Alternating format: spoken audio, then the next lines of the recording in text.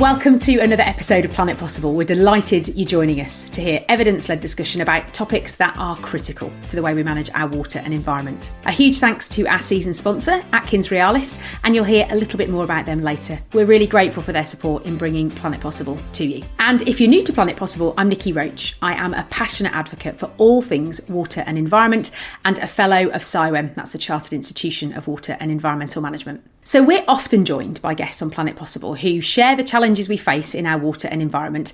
And whilst we spend time exploring how we can solve the environmental issues, we don't often talk about how to fund all of this work. You might think about water customers paying for environmental improvements, or perhaps governments funding flood alleviation projects. But who benefits when we improve our natural environment, and who might fund those improvements? And how do we even start valuing nature? So in today's episode, we're going to explore the world of what's often called green finance and ask some of those questions to the experts. We'll be hearing from Bevis Watts, who's the UK CEO of Triodos Bank.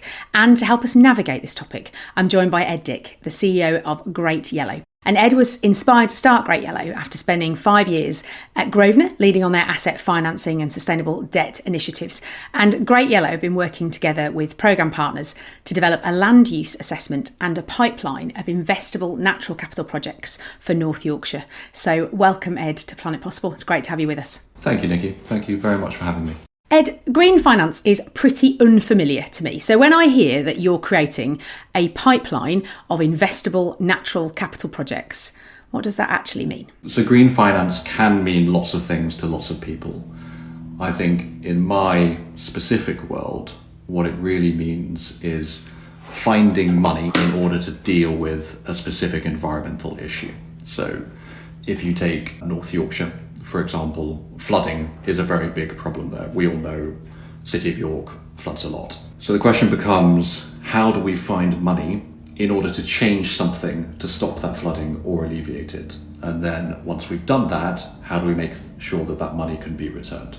And that's really what we mean by green finance. That normally involves finding money from a whole bunch of people. So it could be government, it could be banks, pension funds. It doesn't really matter in many respects where the money comes from, but there's always a specific catch that those givers of money want. So it might be that they want to see a specific improvement in water quality, or it might be that actually they want to generate what's often referred to as natural capital units. And that's essentially things that people would have heard of: carbon credits, biodiversity units, anything like that which represents some form of what's commonly referred to as mitigation action in the environment. So it's really about finding the money.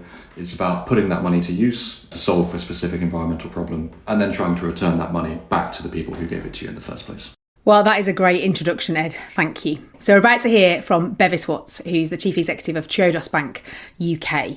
And Bevis has spent his whole career working in sustainability in public, private and the voluntary sectors. And prior to Triodos, he was Chief Executive of Avon Wildlife Trust and Head of Business Support at WRAP. And in 2022, he also published his first book, River Journey, about his discovery of wild beavers on the River Avon.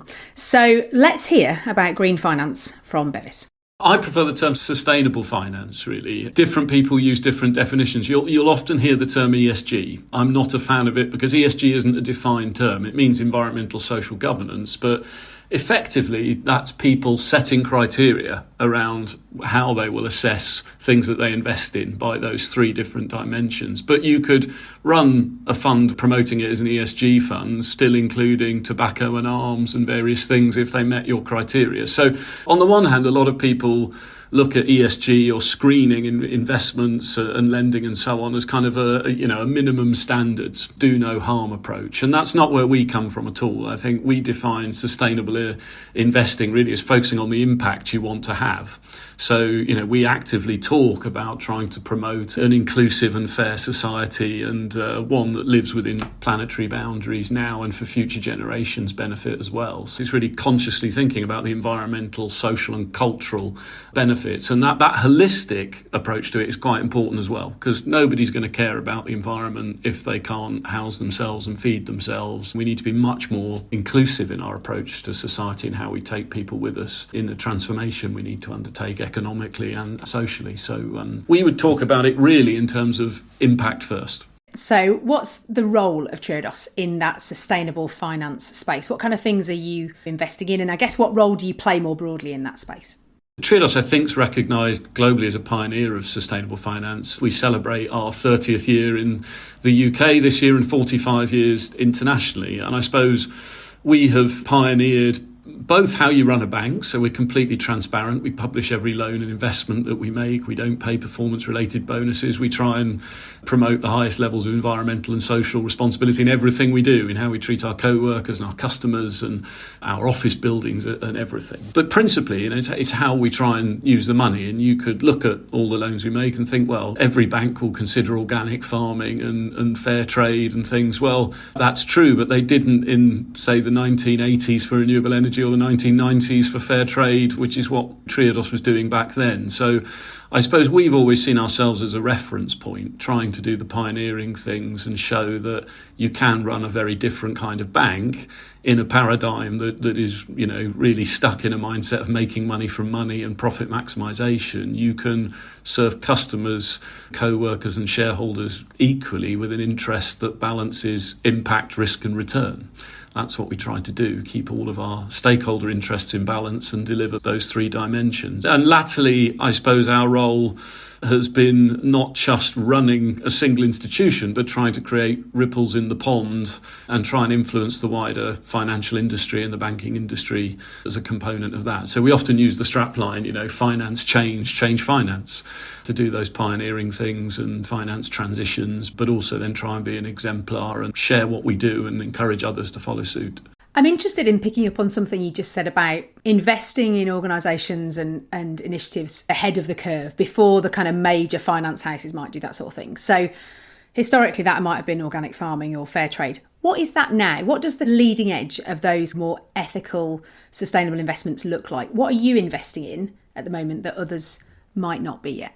If I pick some examples of the green finance side, the sustainable finance side, in recent years we financed the first major rollout of electric vehicle charging points to 400 supermarket car parks in the UK. We financed the first net zero housing development built for private sale. It's doing those sorts of things. But the thing that we've had particularly sort of high profile for in recent years is financing nature recovery. So nature-based solutions for natural flood management, rewilding projects, really things around ecosystem services and how can you better connect our sort of natural environment to our economy, because we've always lived in this paradigm where the economy exists and our society is measured by, our success is measured by how we grow our economy. And when I went to business school, you were just taught about externalities, things that sit outside of the economic models, and the natural environment and impacts on that was one of them. And so we need to really develop a different way of thinking. And so we've tried to develop and showcase ways of investing in nature that also make sense commercially. So given that you're doing that, in the market, nature-based solutions and sort of sustainable finance market, what is working well and I guess what's not working and that you might like to see changed? Maybe two answers to that. If I look at generically sustainable finance and particularly sustainable ethical banking within that, there are a number of smaller players in the UK, and then you've got quite a lot of large banks that will advocate that they are changing, and some are, and there are some really good, well-intentioned efforts. There are lots of good people that work within banking. But the reality is, if you take a macro view globally and include the biggest UK banks, many of them have continued to increase their overall investments in fossil fuels and continue to finance new fossil fuel expansion. And that is just one small example, because they are still financing lots of other things and intensive agriculture and all sorts of things that are not really demonstrating sufficient change aligned with Paris climate goals and 1.5 degree changes in our climate and everything else, or more broadly the sustainable development goals and aligning to progress against those. If you just forget carbon emissions and climate for 1 second, we're supposed to be promoting much broader societal transition. So there's a lot to change and address within that. Efforts are being made to regulate banks in some ways. We've introduced greenwashing regulations to stop people promoting things to their customers that aren't really authentic and don't have integrity in what they're doing. That's very well-meaning, but at the end of the day, that puts the highest burden of proof onto banks like Triodos. That's quite a challenge. We have a higher cost base and a higher burden of proof on what we're doing. because they've regulated to stop other people doing things that they shouldn't have been. And so I would argue, one of the things we really need to change for sustainable finance to become the mainstream thing is we need more red lines around the industry. People often say to me and challenge me on that, well, isn't that anti-competitive? Aren't you anti-market forces? And I'm not at all. That's just putting rules around the industry that everyone will have to operate in competitively, but it's putting rules that will actually protect the longer term interests of society and the planet, really. And I think, interestingly, in the news in the last couple of weeks, the global agreement that came out of the Glasgow COP, the Net Zero Banking Alliance, has really come under a pressure with US banks withdrawing from it. And I think that shows you that it's not the first of a long train of voluntary agreements that haven't worked to try and promote more sustainability within the finance industry. So I think the red lines and looking at what role more regulation can play is the only way. If I then talk about nature-based solutions and nature recovery finance specifically, there's a huge amount of work to do there. I mean, we've been pioneering this work since 2017, and a lot of the leading transactions in the UK have been completed by us. But we really need to look at how do we replicate those? How do we grow the supply side? We're really talking about very different business models for farmers, landowners, NGOs, different types of transaction. Biodiversity net gain and carbon credits are all very positive things that are helping us attach value to nature's recovery and its restoration. But we need to establish more of those things, such as recognising peatland carbon codes as a really viable form of carbon credits. We need standards for how you measure the success of all these sorts of things. And I could go on, but it'll give you a sense. There's a whole list of things really that are about pump priming and scaling what is going to be a really significant new growth area of our economy and create an economy we've not seen before, one that's connected to nature, implicitly all the things we've taken for granted to date.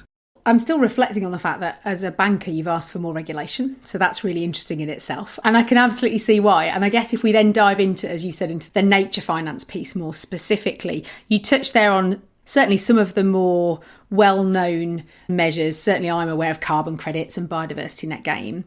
If we were to dive into that a little bit more, to think about, well, what are some of the enablers that are needed? Because when you think about carbon credits and carbon trading, I mean, that's probably one of the more established mechanisms. And I still hear anecdotally it's a relatively unregulated market. And what you started to imply there is that quite a lot of significant change is needed to enable us to value nature in a way that can move sustainable finance to just finance. So let's dig into that a little bit, Bevis. What sorts of things need to happen? And I suppose what role, if any, are Triodos playing in those changes at the moment? A first point, I mean, you touched on it. I think we really think about the integrity of the projects we're financing around nature recovery. I mean, there are a lot of people now thinking there's money to be made in nature's recovery and it's a new asset class and we should just get involved in this because it's a way to make money from money again. And we focused on projects and partnering organisations we think are really looking to deliver with integrity and value carbon at the right level and a sustainable level, and the same with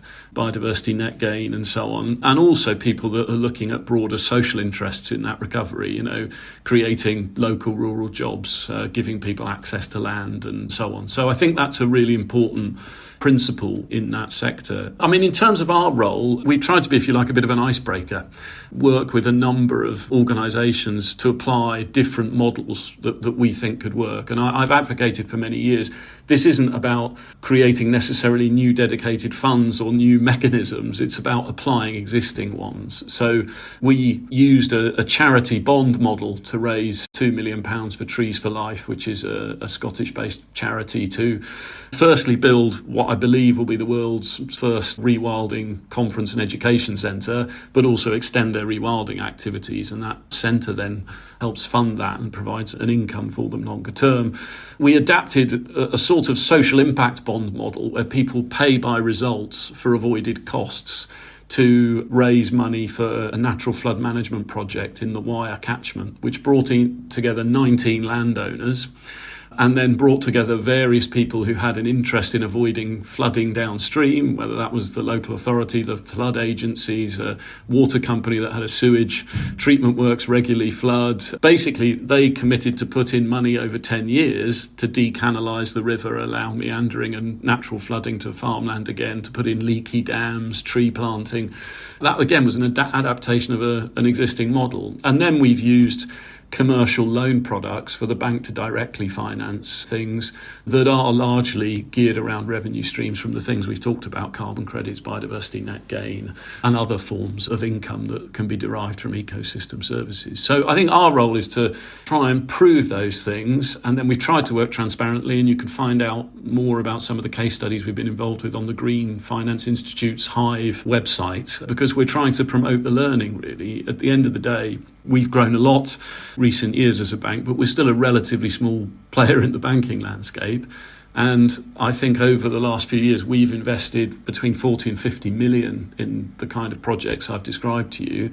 But DEFRA estimate that we need to be investing 500 million a year of private sector finance by 2027, and by 2030 a billion a year of private sector finance into nature recovery projects. And I'm not currently aware of anyone that's as active as we are. So the jump we need to make to your earlier question and what's not working and how we have to scale it is huge. If you could change a few things and accelerate, put your foot to the floor in a non-fossil fuel way, obviously, what needs to change for the growth that DEFRA say that we need in this space to happen? I often draw parallels with, I've worked in sustainability for 30 years and I've seen various other sectors and industries grow over that time, and I draw parallels. But, if I go back more than 20 years ago, in 2000, we created the Carbon Trust to promote low carbon technologies, and WRAP, the Waste and Resources Action Programme, which I worked for earlier in my career, to promote the use of recycled materials and resource efficiency and so on. And I think we need a similar market intervention as that to really grow the supply side of this sector, because you do have a finance industry that's waking up to it. I hate the term nature markets. I think, well, what on earth are they? Most of these projects are very individual and so on, and that's one of the challenges. So I think we need a market development programme that looks at how do you replicate projects, how do you create model contracts and make those widely available in the market, how do you create the right standards that gives market confidence, how do you speed up regulatory approvals for these things to bring speed and efficiency and, again, investor confidence to the market. And so there'd be a whole load of things that I would envisage similarly to a carbon trust and WRAP type intervention. And I think there's an opportunity in that, because I do see that we are leading as a country in Europe in terms of the number of nature-based solutions projects that have been commercially financed. So I think as Carbon Trust and WRAP have gone on to be sort of globally recognised entities and independent from government, there's a similar opportunity to follow such a path here. So I think that is needed, personally, to really generate the number of projects we need to draw in that scale of investment, and also projects of the scale, because the biggest we've done was 20 million, or just over 20 million, for oxygen conservation. And that was really exciting because it did wake the finance sector up, because that's getting near a lot of institutions' kind of minimum appetite. If you look at pension funds, they often want 100 million minimum transaction sizes. A lot of others want more than 25 million. So you don't see many nature recovery projects of that scale. So we have to be thinking, to really draw in the scale of private sector finance, we need about models that will bring together landowners and operate at a sort of catchment scale and a landscape scale, and what's going to be the governance that sits around that, and what are the models that are kind of the wire catchment project I described earlier, but on a much, much bigger scale. That's where my head and vision is at on it all, really. Planet Possible is supported by one of the leading engineering and design consultancies in the world, Atkins Realis. Here at Planet Possible, we bring a diverse range of voices from across the international water and environment sector to explore how to tackle the biggest challenges that we face. And that aligns perfectly with Atkins Realis' purpose of engineering a better future for our planet and its people. We're really grateful to Atkins Realis for their support in helping us bring Planet Possible to you. I've certainly been a little bit aware of kind of multi-capital thinking, and certainly in the space that I've been in, the water sector, there are organisations that start to look at schemes and think not just about natural capital, but also about the social benefits of schemes. For example, on Planet Possible, we've spoken to people about blue and green social prescribing for health benefits. You can see that there is other intangible benefits. Is that something that within the sustainable finance space, rather than thinking about nature finance scheme, for example, are you starting to think about capturing schemes or investable propositions that have multiple benefits? Or is it naturally quite a sort of siloed approach, which is this is a scheme that's giving us a nature benefit and that's where the value will come from and that's what we build the investment around? Help me understand how that works. It's really important with these projects that you don't have a very bunkered view of the value and possible incomes from it. I mean, every project we've looked at, and we've looked at dozens, if you can imagine the kind of income into a project is a bar graph, and that bar graph is full of lots of different colours that create the total. It varies hugely for each project, and absolutely some we've looked at will have an element of ecotourism as part of that annual income. Some will have some social prescribing, that's a really great thing that's growing. Some will probably have the big chunk of the bar graph being flood mitigation, some may have carbon sequestration, some may have biodiversity net gain. But that's one of the challenges in replication in this sector is every project, because the nature of the land use will be different and its potential will be different, is there is no exact replica. It's very different to, say, financing renewable energy, where you're doing 1 turbine or 3 turbines or 20, and that there is a degree of replication. It's just the sort of the megawatts that will be generated versus the wind yield of that site. It's very different to the complexity of ecosystem services and all of the colours that will make up those bar graphs, if you like. Bevis, I could talk to you for ages about this, but I'm conscious that we need to let you go. I'm going to ask you a final question. I ask all of my guests this. So we have the Planet Possible magic wand. I'm going to pass it to you. Give it a wave. You can make anything possible in this space. Tell me what you would want to make possible. If I could, I would probably like to be cheeky and ask for 2 magic wands. If I could have both Harry Potter's and one of his friends as well. But I suppose, look, at a finance sector level, the magic wand I'd wave would be transparency. I would require every pension fund and bank and financial institution to publish details of the loans and investments they make. Because ultimately, I think the role of a bank is quite simple. It's firstly to keep people's money safe, and secondly, it's to use their money in their long-term interests.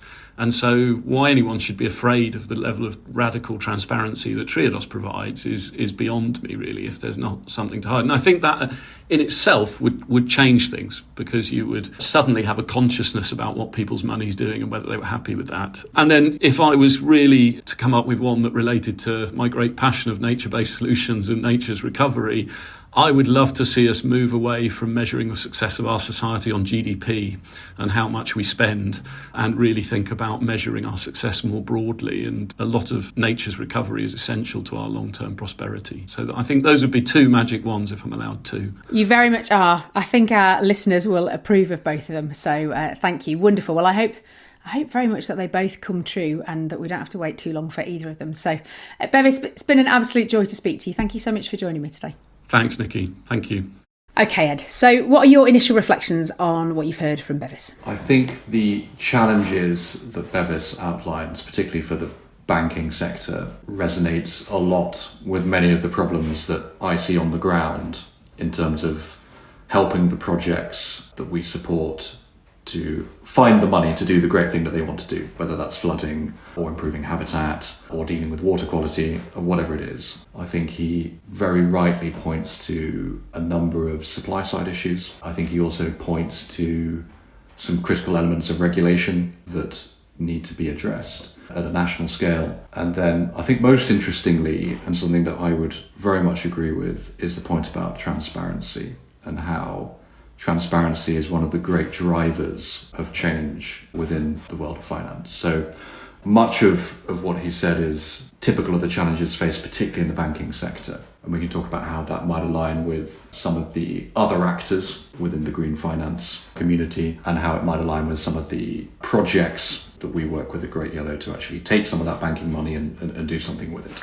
So let's talk about those supply side challenges that Bevis talks about. And I was particularly struck by his figure of £1 billion that DEFRA estimate is needed from private sector finance by 2030 to really catalyse this sector. So are you seeing those challenges in practice? Tell me a little bit more about what they look like for you, if you are. I think that number is actually far too low. if I'm honest. There's a slightly kind of frightening note in that as well, I think, which is the scale of the problem we face in monetary terms. So how much money do we need to tackle the environmental problems we have in the country is absolutely huge. And I would say it's far, far actually beyond that 1 billion figure. To give you a very practical example of this, so I live in Oxford, and if you look about 10 miles north of me into the Cotswolds, there are some projects there that need hundreds of millions of pounds to deal with watercourse issues, and they are only covering 1 or 2 tributaries of the Thames. So that gives you a sense of the scale of the challenge that we face. Can we face that? Yes, we can. Why? Because financial innovation is a great strength of this country. You'll often hear the term blended finance.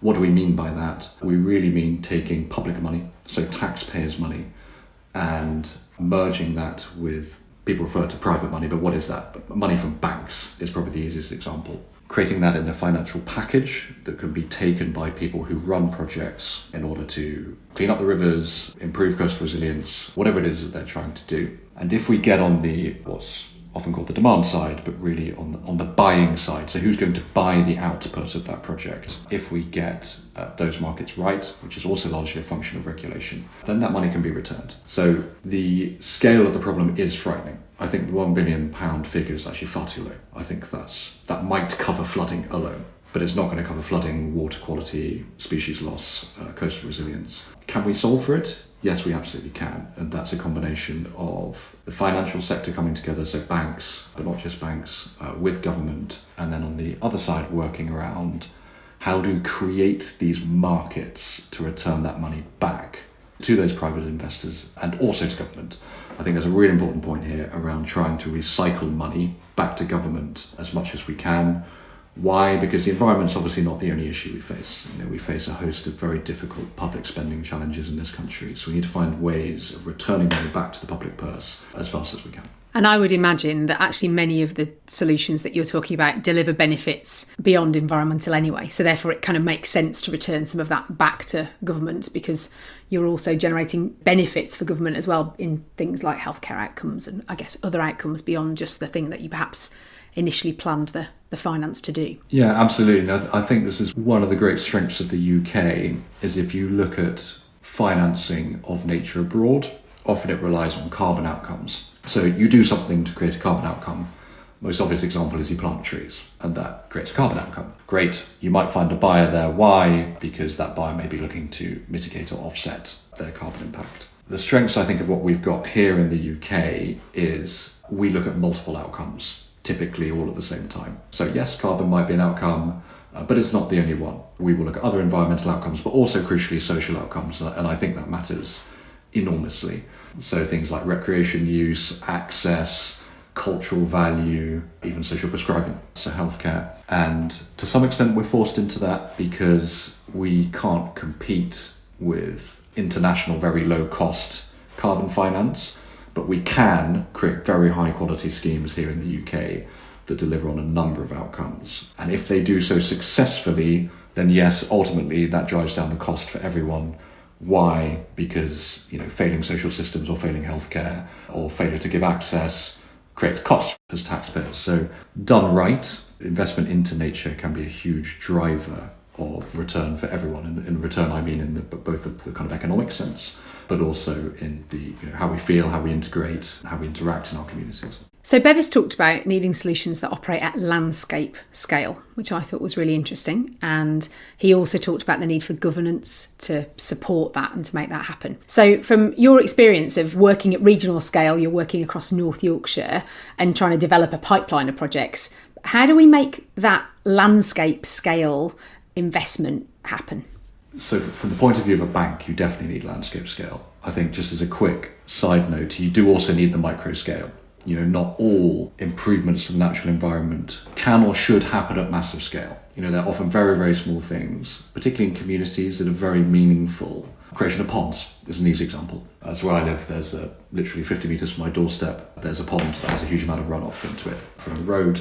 Cleaning that up has massive value. It's about 500 metres away from the school. So it's obvious. But Bevis is absolutely right that if you want to turn the dial at a national level, so how are we doing nationally on things like water quality, then you do need pipelines. What is a pipeline? A pipeline is multiple projects that look quite similar, doing quite similar things. You might have a pipeline of projects that are all trying to tackle flooding in and around York City, let's say. And they're coordinated. Each project does something in relation to the part of the watercourse that it is on in order to improve the whole. The challenge there is really one of coordination. How do you bring all those actors together? They may be farmers, they may be landowners, they may be estates, community investment companies, a whole host of actors. Similarly, they might need money at different times to do different things.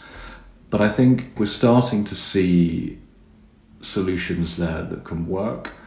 And that's largely because DEFRA have been, in my view, very brave about supporting a number of programs that look at this coordination, orchestration, aggregation problem.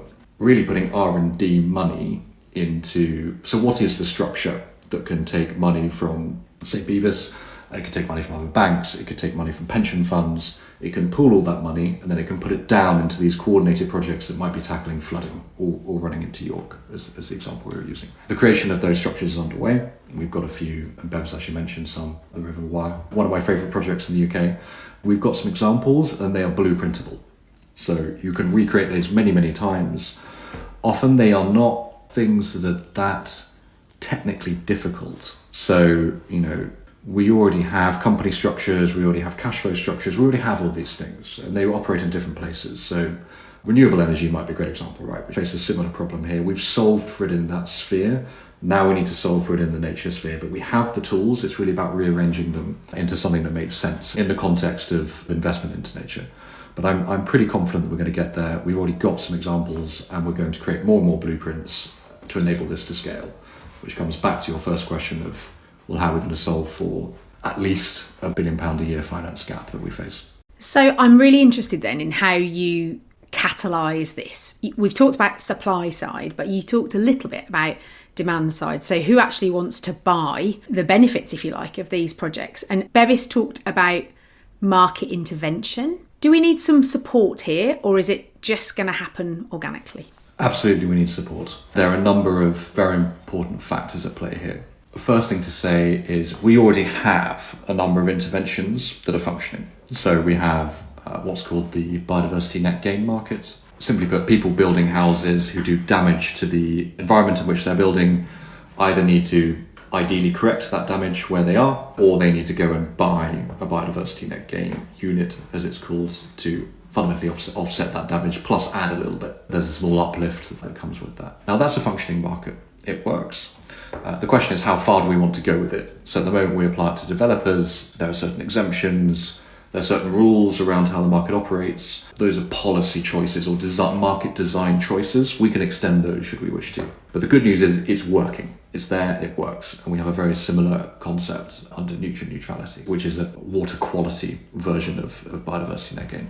These are functioning markets. They're also great examples of how government can actually market design and then enable private actors to then fund, facilitate, transact within those markets. I'm sorry, Ed, can I just ask a question about that? So my understanding about biodiversity net gain and nutrient neutrality is housing developers who are in essence doing some degree of damage. By their activity, they are going to build on a greenfield site. So therefore, there's a logic to them needing to then buy. There's almost like a built-in demand, isn't there? They're the people that are adding more load to our watercourses, removing biodiversity. Therefore, it's right that they should be the people that buy those credits. So that makes sense to me. What I find more challenging to understand is who wants to buy other credits if they're not the people that are necessarily doing some immediate damage. That's probably a bit simplistic, but help me understand that a bit.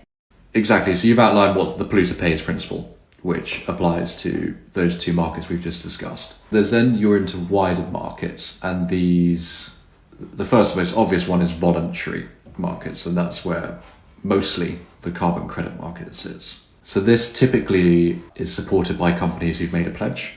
So they've said, we want to reach net zero by 2030, 2035, 2050, and we recognise that there's some technological challenges to getting to absolute zero. So the most famous example of this is airplanes. Clearly, we are trying very hard with certain aviation fuels to drive flying a plane down to zero carbon emissions. Will we get there in time? Will we get there by 2035, 2040, 2050? Possibly not. We're always likely to have some element of carbon left over, and that's really where a carbon credit comes in. So that's a purchase. It's a voluntary purchase. If you're an airline, you can buy a unit to offset that residual.